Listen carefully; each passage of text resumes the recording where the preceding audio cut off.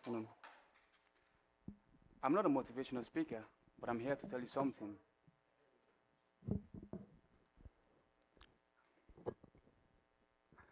Good afternoon. I'm not a motivational speaker, but I'm here to tell you something that's going to change your life today. And hopefully, the life of others you're going to interact with after this talk. But before that, I would like to share a short personal story about myself. I was raised in what you probably call a typical CNN portrayed African home. Poverty, lack of formal education, and a house full of ups and downs. We didn't focus on dreams at the dinner table. We focused more on survival, how we could get the next meal. Fast forward to high school, September 2021. I received my high school diploma. I was shocked. Ranked top 15 in my whole school out of 700 students that took the same exam that year. I thought that's what it is. I thought that was it. And a month later, I received an email from Arizona State University. And in the email, it states that I've been awarded an $11,000 annual scholarship to pursue a bachelor's degree in computer science at the university. I was like, wow, this is my moment. I had dreams, I've made plans, the American dream, all sorts of things in my mind. Then reality hit. My family, quite unfortunately, could not afford to pay the remaining cost of attendance. My friends, relatives say, please be realistic. Where in the hell are we supposed to get that amount of money? And at the moment, I almost believed them. I accepted that that was our reality. I accepted that we were poor, and there's absolutely no way for someone like me to be in the US pursuing my career. But there was something in me that kept asking one simple question.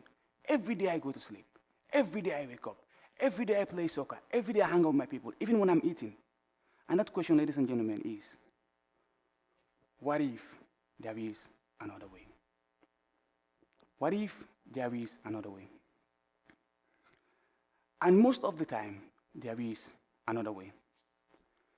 My topic for today is what I call the beautiful lie: be realistic.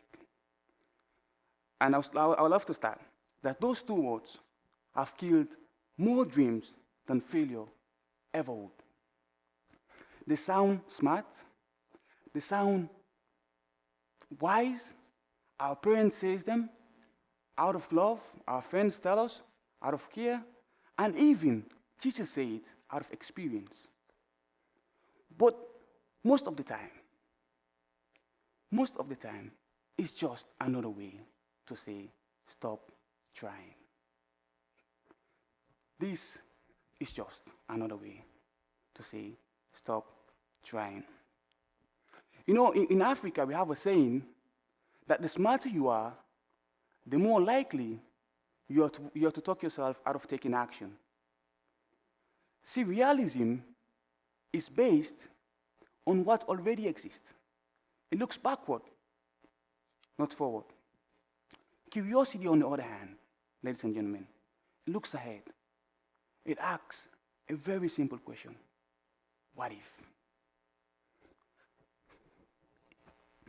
It asks a very simple question: what if? And that is where everything started changing for me. I stopped asking myself, what can I do with what I have? And started asking, what can I build from what I know? That curiosity led me to start a computer science degree program in my country, where I learned how to code, and in 2024, I launched my first company.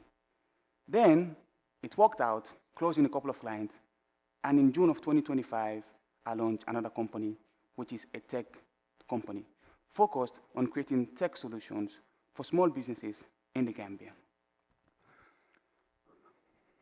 So at the moment, my dreams were shattered. At the moment, the American dream died. I was filled with questions, with no answers. I wanted to know why some people make it despite all the impossible odds. How people with even less than I have build things from nothing, and what I could do with what I had. And don't get me wrong, I didn't have money, but I had the internet. No opportunities, but I had curiosity. And ladies and gentlemen, curiosity was more than enough.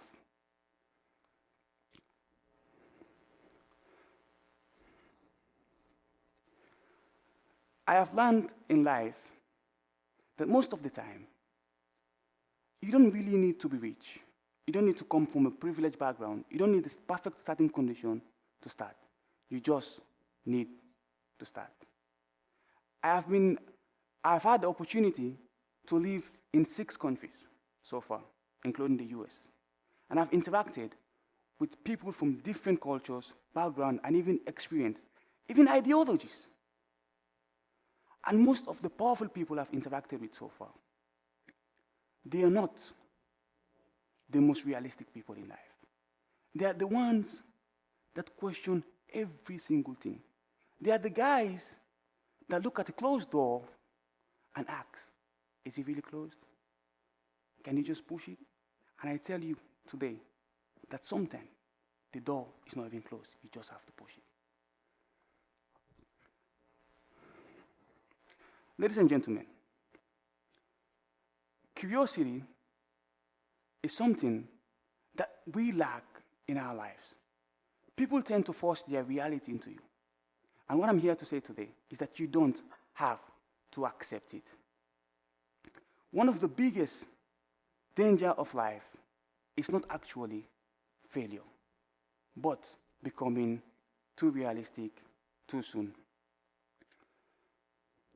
When I couldn't find a job, curiosity forced me to create one. When I felt small, curiosity pushed me to think that small people who refuse to stay small build great things. Ladies and gentlemen,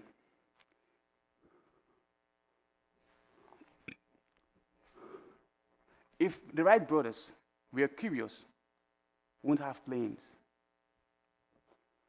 If Steve Jobs was curious, nobody would be filming me now. If Nelson Mandela was realistic, he would have accepted that maybe freedom wasn't meant for his lifetime. If MLK was realistic, he would have settled for good enough, not I have a dream. There is one question that I would love to leave it with, I would love to leave you guys with. And that question is what keeps me moving. It's a very simple question, very basic question.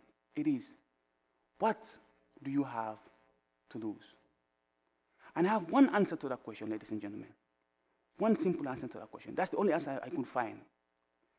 And it goes like, if you come from nothing, there's absolutely nothing to lose. So ladies and gentlemen, next time someone tells you to be realistic, please don't punch them in the face.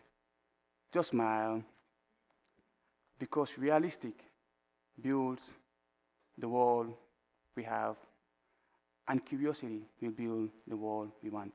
Thank you very much. My name is Muhammed Salim.